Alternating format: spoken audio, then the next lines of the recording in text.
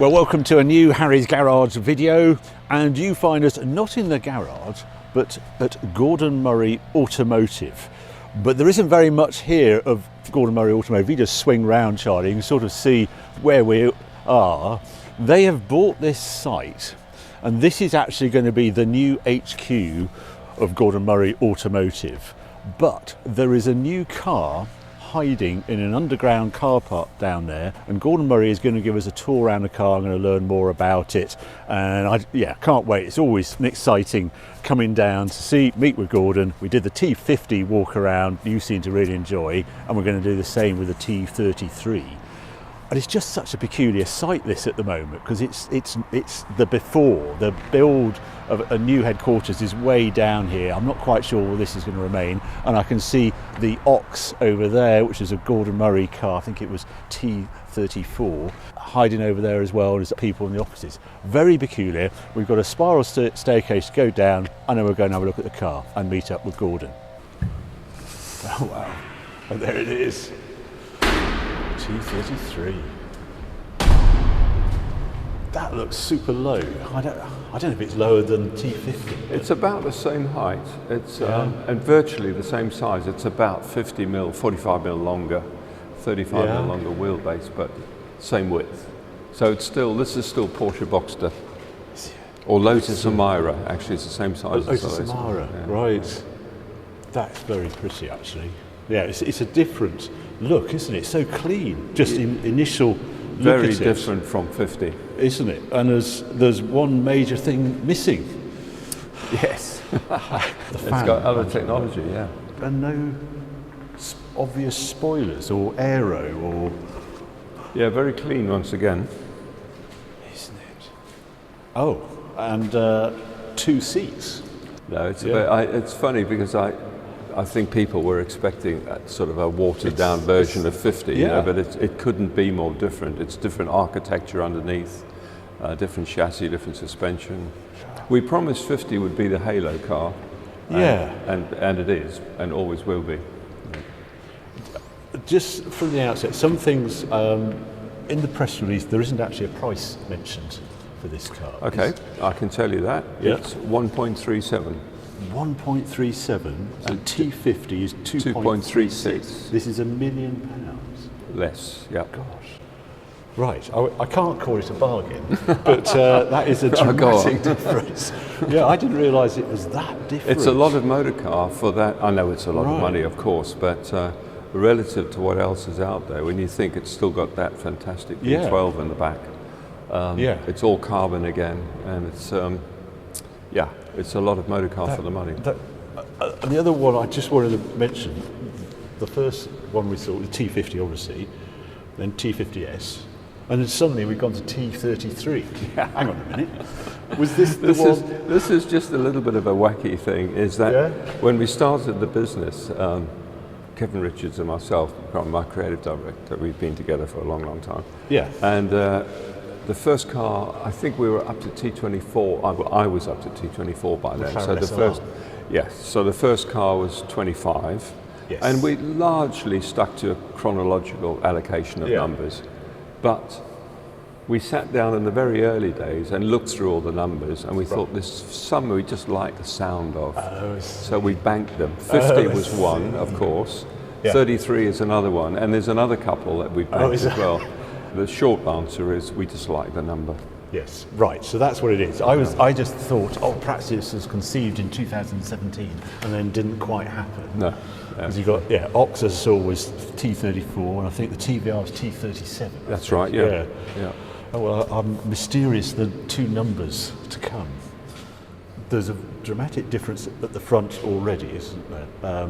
It's just not aggressive on the aero. No, it's completely different architecture, and we've got a couple of tricks on the aero that once again have allowed us not to have a front splitter.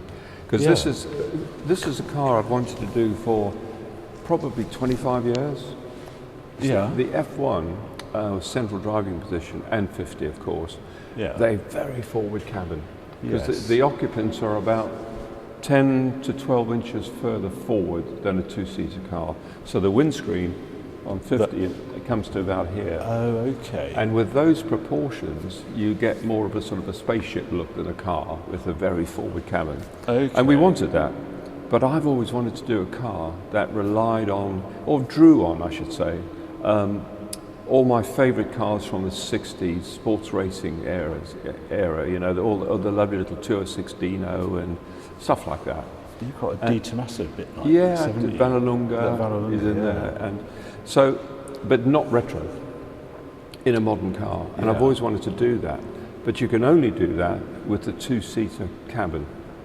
And that's for two reasons. Right. One, it puts the major mass back a bit, so it's more 60s if you like. But the other reason is with only two seats across the width, you can get more tumble home on the side glass, so it looks a bit more 60s, more slope if you like on the side glass, because the cabin's a bit narrower. I hadn't thought of that. So this is a car that I've had in my head for a long, long time. So, but T50 couldn't look like this because of the three seats. Yeah. That's a fundamental. Yeah. Because I suppose the cabin has to be that much wider, doesn't it? Yeah. So, to get and the occupancies. cars have an overall width which is the same. So Yeah. one thing we had in the 60s in plan form, we had a lot more of this muscle over the wheels and what we call Coke bottle, if you like, shape. Yes. And on a three-seater car this wide, you can't get that. So they're very straight-sided, if you like. So I wanted a lot more right from day one. So I had this in my head. I started sketching this in the summer of 2020, exactly what I wanted, and writing notes, and then been working since then, or since the end of 2020, with our little studio and Kev Richards on turning my sketches into this, really. And on T50, hiding under there was air conditioning and pumps and... Yeah, because on T50, this is literally only about that long. Is this the same? Is this This car's got 280 litres of luggage. I believe it's 6 cases. You're the only person I ever discuss in supercar land.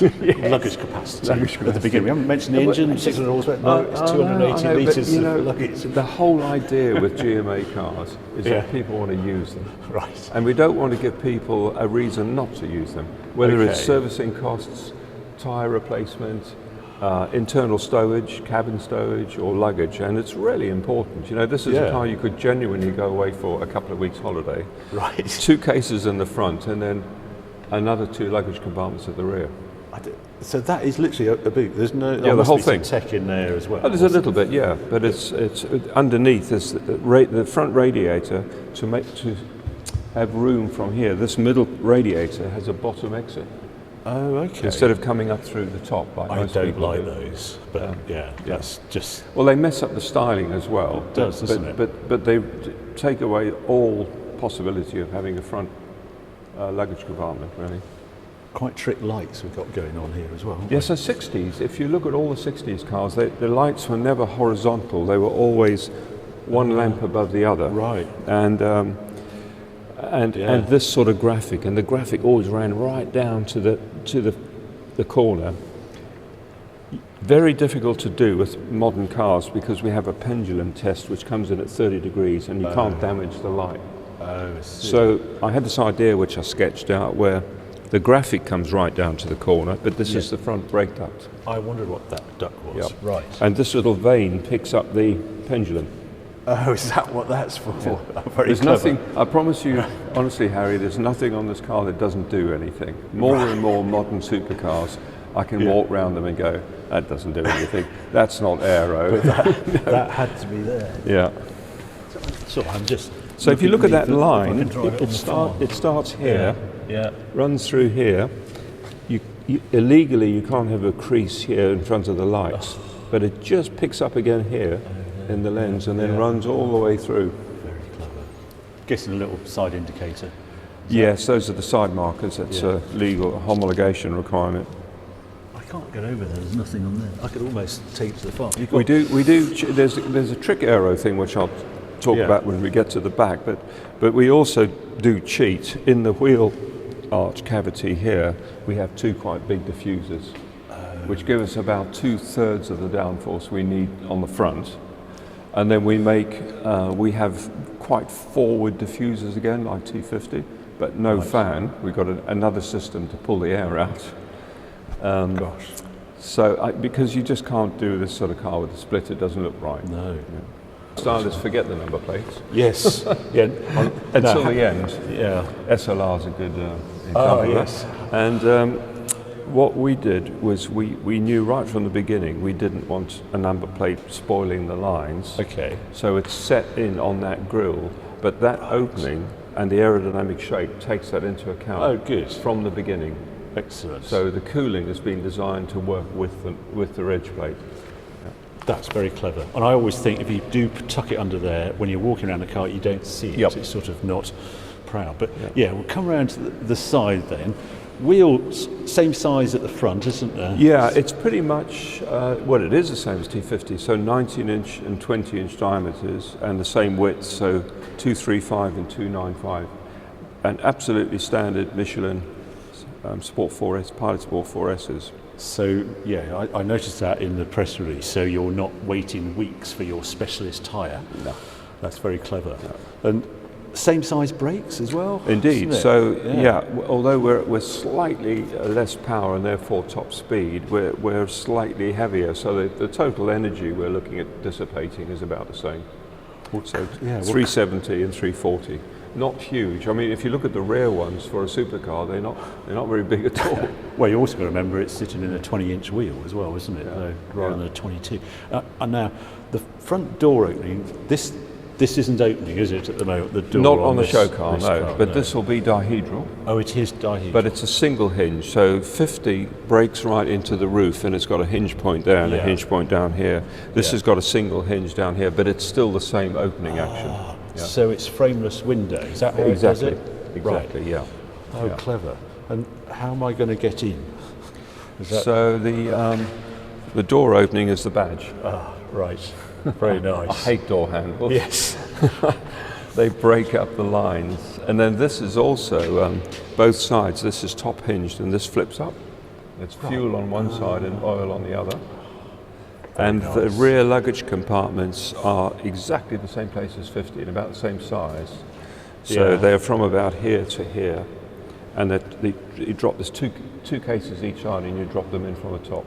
How? What? Well, this is the trick. We drove ourselves crazy for weeks because none of us in the studio wanted another shut line across this. Okay. This line is so pure. Yeah. So eventually I came up with a wacky idea and I thought that everybody would throw their hands up in horror. Yeah. But we actually worked round it and it works. So this shut line, if you imagine that's your shut line, round here. Yeah.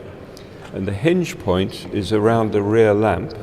Oh, right. And these open sideways like suicide doors. No. The whole panel. So that doesn't lift up? That's actually it coming opens out. sideways.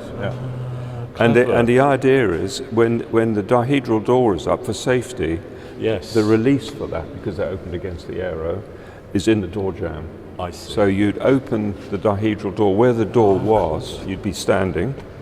You release this, and it only has to open to about here, not very wide. Yeah. And then you just drop the cases in.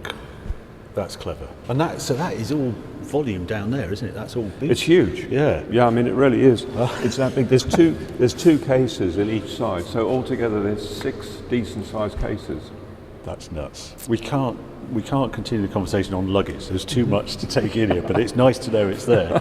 And there's something happening under the sill, isn't there? So this is the exit from the water radiators. So really? Yeah, so that vents the front wheel arch. So it's got 3 rads across the front this time. The middle one goes underneath, and these 2 side ones come out the side like 50. 50's got it just the other way around. It's higher, isn't it? Clever. Yeah, it just gives it that wasted look, you know. Yeah, and this is actually the bottom of the door. The end of the paint line, that's the bottom of the door. So, right, so there's a sill that's set in. Yeah. Right. God. Yeah, I know I can't really peer at that, but you've got some excellent graphics I'll be able to drop in of the interior. Yeah, and you've done and left and right hand drive, which I'm amazed. Yeah, I because this car has got to do, I mean, it's better to start with a 50. So the 50, as I said, is our halo car, and that had a very specific monocoque, for a central driving position and the 3 seats. And that was always going to be a one-off, a massive amount of tooling and development for just one car, but we said that would be the halo car. And of course, the 12,000 red central driving position, sub 1,000 kilos, sets it apart. Going forward with a car business, we needed a new platform that we could use for at least 3 years, if you like. Okay. So this is coming with 3 different variants, but the promise we've made people is they won't be just this with a little something or other. There'll be quite a different body architecture. So the underpinnings on this are for 300 cars. So that's why the price point is so different. So so getting back to your question about left and right hand drive, my reckoning was, well, let's make a broader appeal and let's offer it. I mean, normally you don't do left and right hand drive unless you're making thousands of cars. No. But it's a bit of a misnomer actually. If you design the parts in right from the beginning, it's not as bad as people think. Yes, of course you have to retool a few bits on the IP and stuff, but with rapid prototyping these days, that's not too bad. So we thought we'd offer it in left or right hand drive, full federal type approval. Yeah, amazing. Was that on T50? I forgot to ask. I can't T50 see. was show or display. Oh, that's so, right. Okay. And once again, the reckoning is, you know, we're a car company, we're here to stay. We've got a good product and platform strategy out to 2033. And we thought show or display, you know, it's all a bit sort of tenuous, isn't it? Right. You know, all you need is the authorities to go, we're no longer rules. having that dispensation. So we decided to bite the bullet. It adds £28 million to the development program to do full federal. So we're offering left and right hand drive, full federal, and manual or paddle shift gearbox. Yeah. Well, we'll come to the powertrain in a moment. Now, I'm looking at that, and there's a black hood, and I think, oh, you can see the engine. Right, I hadn't looked actually quite close more enough. so than 50, funnily enough. It's actually on show then at all times. And it's mainly because this is a completely different air intake system from 50. So this is a much narrower box, and this is something I've always wanted to do on a car. This is like a 1970s racing car where this is attached directly to the engine and moves independently. I was going to say it's a shaker hood, isn't it? Yeah. So how about that? So that is glass around it. How clever. Yeah, so this has got enough clearance to move, and it's actually part of the engine and not part of the car. Wow. So that's going to be quite funky. Fantastic. And I can see I will be able to see the exhaust. You don't have to have a grille over it, though. No, you'll be able to see a lot more of the engine on this. The thing that stops you, the 50 you can see a bit of the engine, but the airbox comes out sideways, very wide. And this is quite narrow, like a 70s racing car. Yeah. And I can see some carbon struts and just a bulkhead, isn't there? I mean, just a glass bulkhead. Is that double? Yeah, this one, unlike 50, this one actually does have rear vision, so it's got a glazed vertical bulkhead. Yeah. So we've got a boot space there. We've got engine venting through here. Yeah, this is vents for the catalytic converter. Heat comes out of here. This is a high-level stop lamp. You weren't tempted to do louvers or you know what? vents? I did. Yeah. I actually had some louvers in there, but it just looked messy. Right. The whole concept of this car is a return to one of our 7 principles, a return to beauty, and something that will still look good in 20, 30 years' time.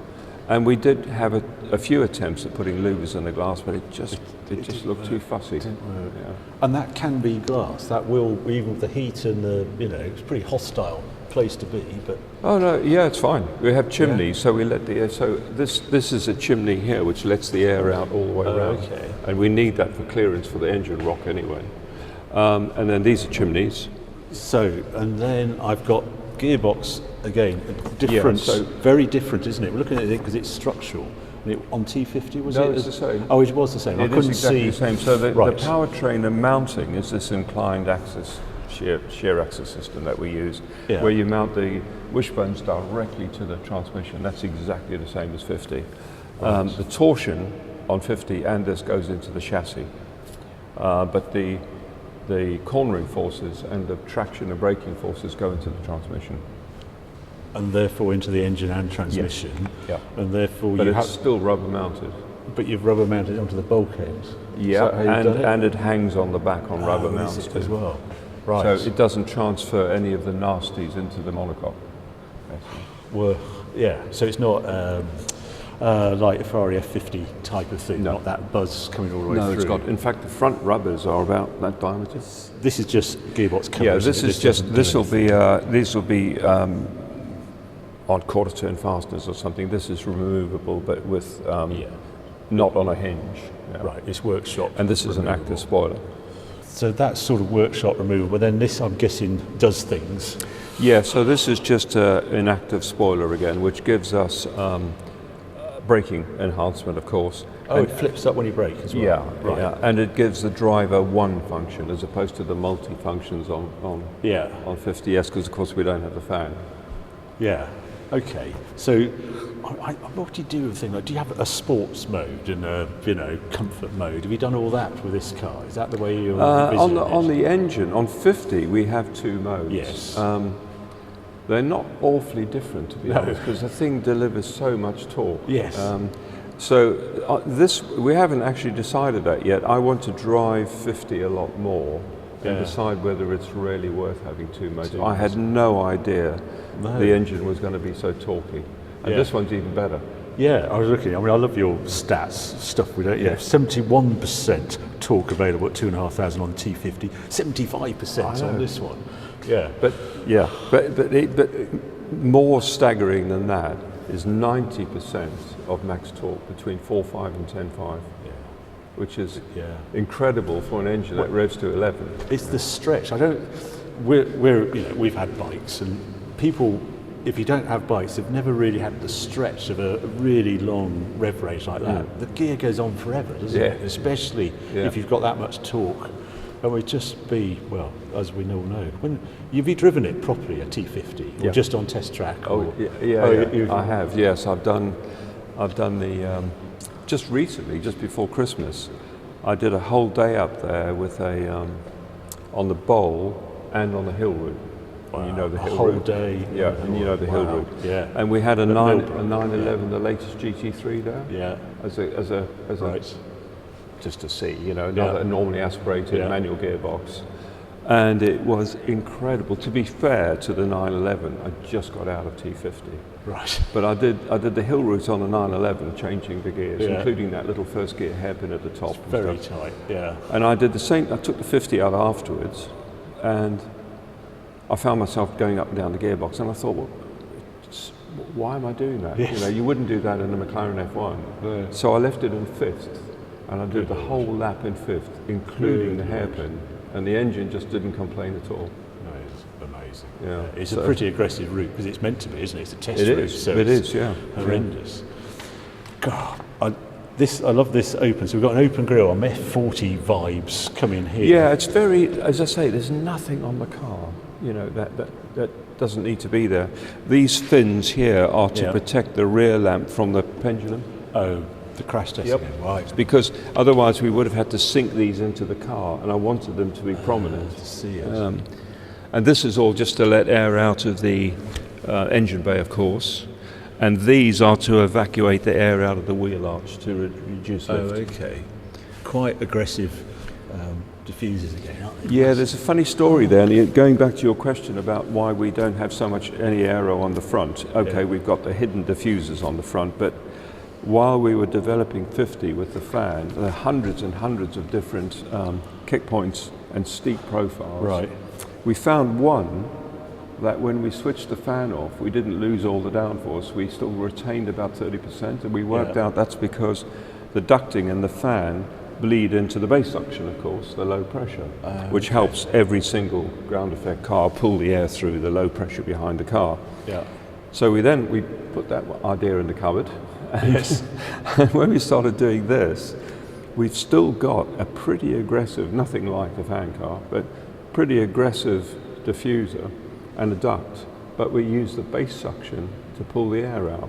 So we're still getting about a third more downforce than we would have with a standard ground effect car, and we've patented that idea. So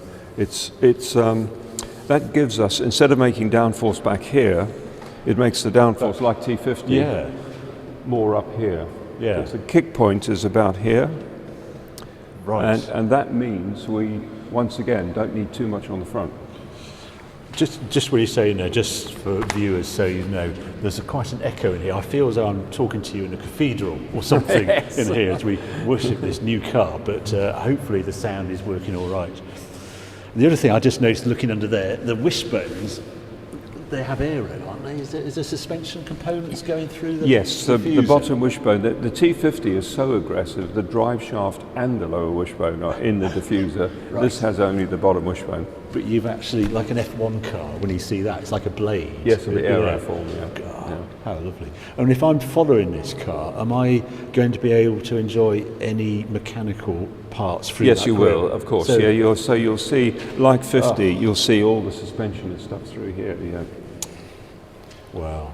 Because, well, I was lucky enough to follow an F50 around Spa one day, and I just didn't want to overtake because it was just lit up. I'm wondering if that was a clear panel, just suggesting you would actually see the gearbox then, wouldn't you? It was just glinting Yeah, you'll be able away. to see a lot through the back there. Yeah, it's just a real highlight. It's odd the size of this car, isn't it? You ponder why some cars are so enormous when you look at this. I know. There's some tricks when you're doing the styling on a car. There's certain tricks that can make a car look wider than it is. And when we finally got the model, we use scale models, not clay. We actually use painted scale models, 1/3, so they're about that big. Yeah. And we did about 7 or 8 of those before we got to this proportion. And then we do a quick and dirty foam model, painted, Yeah. just to sign off the proportions. And we Yeah. all stood behind the car like we're doing Yeah. now, and we all went, you'd swear that was 2 meters wide. But it's that flat top, I think. But it isn't, and Yeah. there's certain tricks you can play by keeping stuff linear Okay. and not having sagging or arching shapes, which always make a car what it narrower. is? Pushing these out as far as you can to the outside makes the car look wider. Okay. But you'd swear that was 2 meters wide. Yeah, you would. So all the diffusers, I don't think there's any talk of downforce, how much it's generating and things. We've got a lower target on purpose than 50, because 50 once again is the extreme halo car. Yeah. And of course 50 you can play with at different speeds, you can dump downforce, you can. Yeah. And if this one we can't dump downforce because we haven't got any manifolds or valves on like 50 has. And because we can't dump downforce, I didn't want this downforce at, let's say, 100 miles an hour to be too much, because then you start using up your suspension travel nearer the 150, 160. So the target was lower anyway than 50, but it's more than adequate to not only cancel the lift, but give you some extra grip. It's gone over a ton, 1,090 kilos. I'm guessing that's a wet weight and things. That is, Yeah, that's all the liquids on board but fuel. That's the way we weigh. We call it showroom. That's the way we always weigh cars, yeah. Well, Charlie and I were joking the way down, that's the same weight as his Clio Trophy. The four-cylinder front hatch. Well, and it's here we are, my V12. Alpine, the way we weigh cars, Oh, my yeah. A110 is at 1105. So this is lighter than the Alpine. Yeah, makes you think. But I always hate to ask, but where is the 104 kilos heavier on 250? Oh, that's pretty easy. So we've firstly the chassis technology we've got on here. This is a mixture of aluminium and honeycomb carbon panels. Yeah. So that's inherently heavier than the sort of ultra focused single driving position thing. Even though this has only got 2 seats, it's got more conventional seats. It hasn't got. Oh, okay. Because for example, the passenger seats on T50 are 2.9 kilos because their monocoque actually is the seat, for example. Yeah. It's things like the HVAC ducting. It's little bits of everything that are just the actual quality of the engineering and the attention on weight is exactly the same. So we haven't backed off on this one at all. It's mainly the geometry of things that adds a little bit of weight here and there. Is it the finish and things like that and sound deadening, or I'm just trying to think with a GT? Not really, no, because we haven't got, at the moment, the prototypes in 50 don't have any soundproof, apart from carpets. Yeah. And they're already not too bad, actually, so we don't think we'll need any more in this than 50. It's things like, for example, on this one we've got an adjustable steering column. So 50, it's got no adjustment on the column, reach or rake, and you come and sit in the seating buck, and we set that. That's how we build the car. Now that saves 6 or 7 kilos. On this one we've got an adjustable column.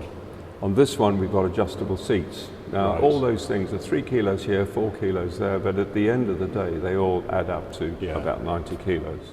Another difference between this and T50 is a gearbox I can now have. Is it going to be a paddle shift? It's or a paddle shift. It's a paddle shift, yeah. So your paddles aren't doing horn and flash anymore? This is really embarrassing, Harry. Because it was me, once again, like I said, but I said, look, this platform's got to do 3 variants, so let's bite the bullet, do full federal, let's do left and right hand right, and let's offer a paddle shift. Yeah. Which cost quite a few £1 million to develop, of course. It's a new paddle, and I'll explain in a minute what it is. It's an extract system, very clever. And we quietly went on sale with this just before Christmas, only with T50 owners and a few people that have written to us constantly since the 50 launch. Yeah. And we've already pre-sold more than half. Already, of the 100? That's the good news. Yeah. The bad news for me is only 3 of them have been paddle shifts. So we could get to a situation, talk about embarrassing, a situation where we get to the 100 cars and we've got 5 paddle shift and it's cost millions to develop. However, the saviour is, it is the same system we've used in 50S. But there were millions on top of that to develop a softer version for this. Having said all that, it's a fascinating gearbox. It's the fastest road car gear change in the world. It has, people boast about, we're 15 milliseconds, we're 3 milliseconds. We don't have any milliseconds. It's there's no torque interrupt whatsoever. So it's a seamless gear change. So there is zero, when I say no torque, it's not even a sort of there is no torque interrupt. This is F1 technology had this, didn't they? It had a conventional gearbox. It was almost pre-engaged. It wasn't. This is pre-engaged. So this is the same sort of gearbox as it's not our design. It's extract. Right. And they've been developing it for years actually, and they've raced it before. Yeah. And as I say, we've already developed a gearbox for 50S with extract. We've got a running mule, a Lotus Evora with the system on, which I'm driving for the first time next month, because obviously we want a slightly softer version for this car. But it is completely seamless. Is it, so it's a completely different gearbox to the manual? It's not the casing is similar. Right. But of course all the internals and the mechanism and the clutch and everything. The gearbox itself doesn't use any clutches or any dogs at all. So no clutches, and so it's the fastest automatic paddle shift, let's call it, a gearbox on the planet for a road car. It's also the lightest. It's actually 2 kilos lighter than the manual. How's that? So 78 kilos. So you've got a paddle shift gearbox with no torque interrupt for 78 kilos. Yeah, I don't get that because a dual clutch challenge is always heavy. And British again. Yeah, I love it. Yeah. So. The same way the T50 set records with its engine for highest power density, fastest revving, highest revving, all that stuff. This has got its own little set of records for the aero system and the gearbox and things like that. And when's it going to production? Exactly 2 years. So beginning of 2024. Because I don't quite get this, because you're the only manufacturer. We've been here, I don't know, about 40 minutes, and we haven't mentioned hybrid or electrification at any point. No, we're the fantastic thing, the fun bit about GMA is we don't have to follow trends and things. So we can do stuff. We're so small and so flexible and so easy. We don't have layers of management sitting over us. The shareholders are all in line with what we're trying to do. Yeah. So while we have the major OEMs already on it full electric, because their cycle plans are 7-8 years, our product cycle plan is 36 months on anything. We do this 36 months. We started this program in January 3 years ago, the T50, 3 years ago. And yeah, and we're doing pre-production in April. April, right? So gosh, so we're at the fun end where we can go. Should we do a V12? Yeah. You know, everybody else is going. Yeah, let's do a V12. Can we make enough of those before full electric? Yeah, I think we can. Yeah. We've got a product and platform plan out to 2033, as I said. But because we have such a short cycle time, we can be the last people hanging on to stuff. Yeah. And having said all that, this platform, 33, will be our last non-hybrid car. So we know that Project 3, this is Project 2, Project 3 will have to be hybrid. Even you have to be affected by what's going on. And that's just driven by emissions regs. Yeah. However, our promise to everybody, and this is back to our 7 principles, is that whatever hybrid car we do, it'll be the best engineered, the lightest and the most fun to drive, and the least hybridized, and it's still going to have a V12 in it. Oh, it is? Yep. V12 is the signature of Gordon Murray Automotive. Yeah, absolutely. I mean, you can't build, you know, we said, do you remember back in T50, we said, I said, I think this could be the world's greatest road car engine, and certainly the best V12. I can now categorically state it is, having driven and heard T50. I mean, did you hear the good I know. Oh, it's spellbinding. It's just...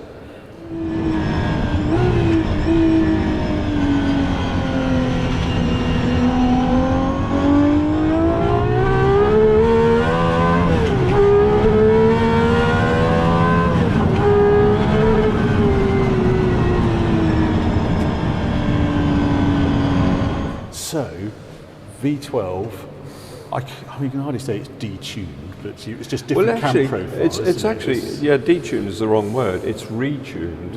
And once again, Cosworth have had pretty much, of course, the architecture is exactly the same, bore and stroke, the block's the same, the head castings are the same. Yeah. But after that, they've had a clean sheet of paper again. And just taking 1,000 revs off the top, it's given the engine, it's still got the lovely, it's exactly the same sound as 50. It's still got exactly the same record-breaking pickup. We've now seen, we haven't measured it, they did some early calculations on the engine pickup.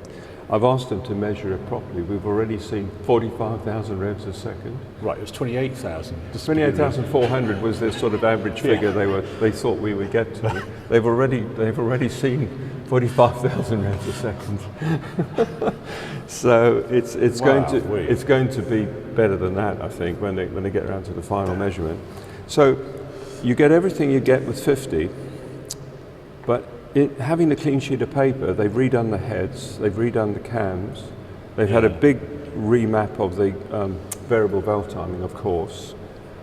It's got a completely different type of intake system, where we've now buried the plenum chamber up into the ram induction box, whereas on 50, if you remember, it's got very separate chambers, 4 throttle bodies, and then the ram induction box. So they've changed the way it breathes a lot, retuned the exhaust completely, and we still keep the 48 volt ISG, even though we haven't got a fan to drive. So it's got a 48 volt starter. You're saying it has to spin fast to start, doesn't it, or something? Yeah, so we still have that, and that drives the electric compressor for the air conditioning as well. Okay. So, so that's and of course, the beauty of this little thing, even though it's been unbelievably painful to develop, there's no belts. Still no belts. So maintenance-wise, I mean, I keep going back to Cosworth, and are you sure, you know, about the maintenance costs and the intervals? Because maintenance is changing the oil filter and changing the oil. What service intervals have you ended up at? 6,000 miles. 6,000 miles. And that's it. And every, I think it's 50 or 60,000 miles, spark plugs. That is, crazy. That's it. That is crazy. No belts. No.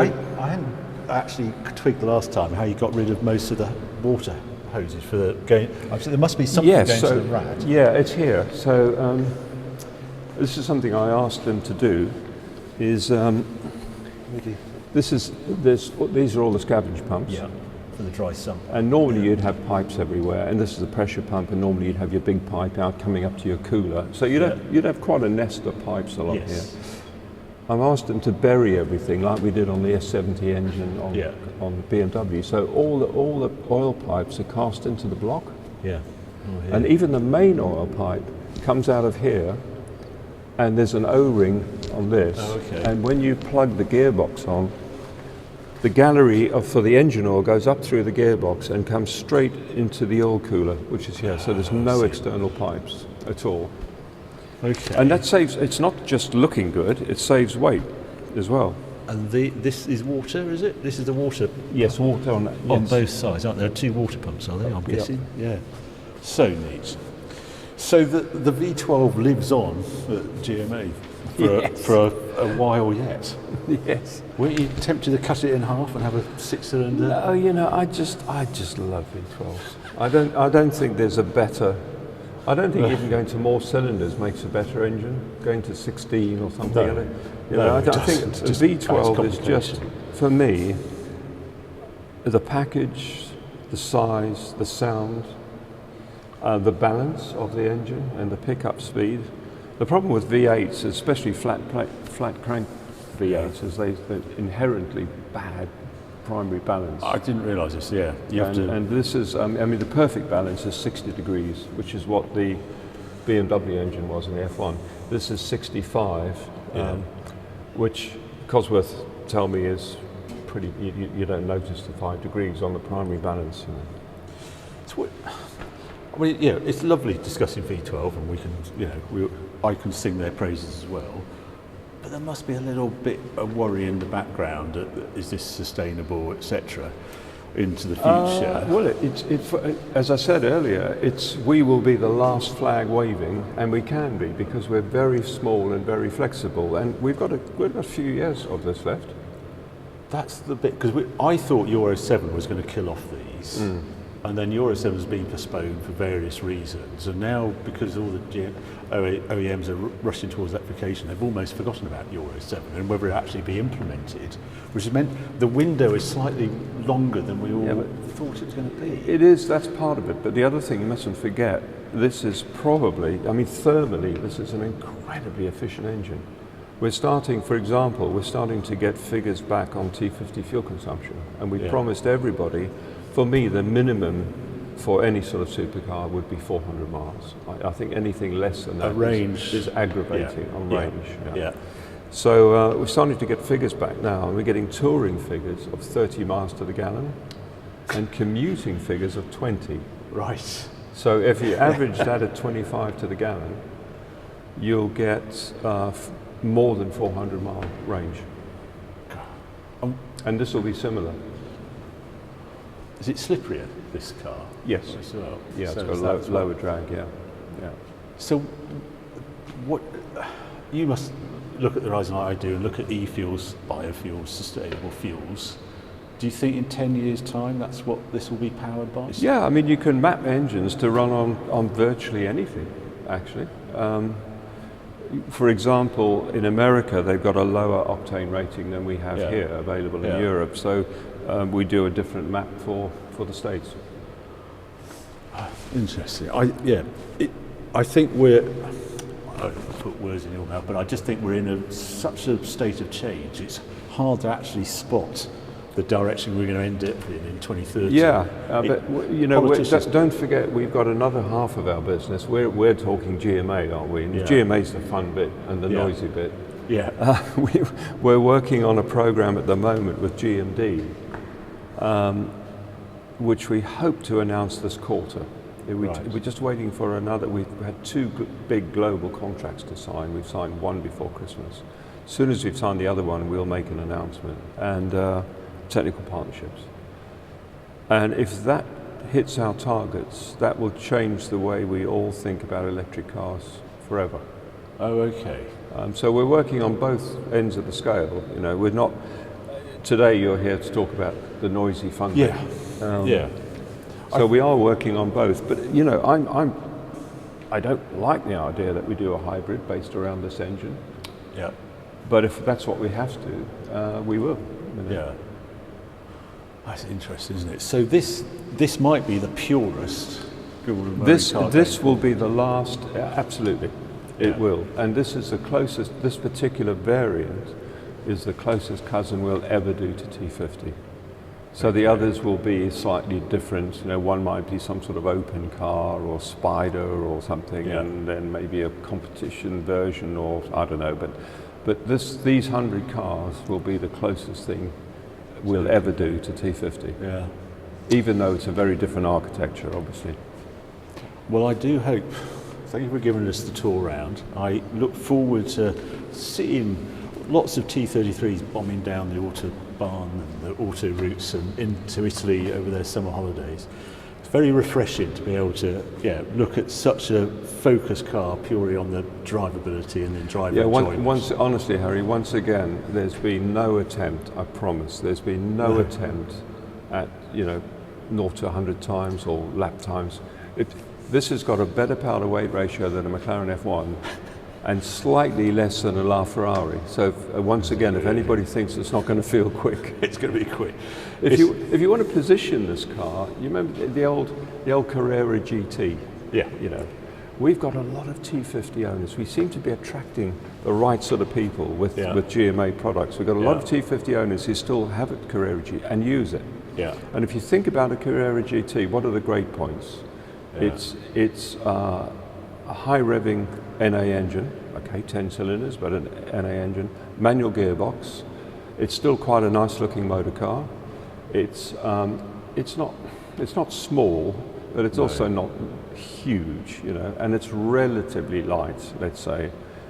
The drawbacks, 0 luggage space, so you can't go anywhere, and 87 mil of ride height, which you scrape along everywhere you go. But it's still the most used supercar out there. And what this is a modern day Carrera GT. 2 more cylinders, 3,000 more revs, a lot more horsepower, 200 kilos lighter, but with luggage space and a proper ride height.